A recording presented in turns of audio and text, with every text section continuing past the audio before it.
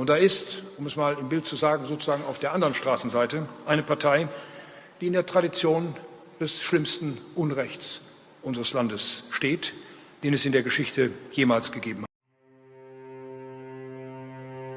Junge Menschen lernen von den Linken und Grünen, dass man ein Nazi ist, wenn man ihnen widerspricht und eine andere Meinung hat als sie.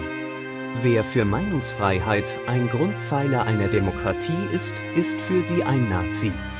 Was für eine widerliche und verkommene Verrohung, Verhöhnung und Verharmlosung der Verbrechen des Dritten Reichs.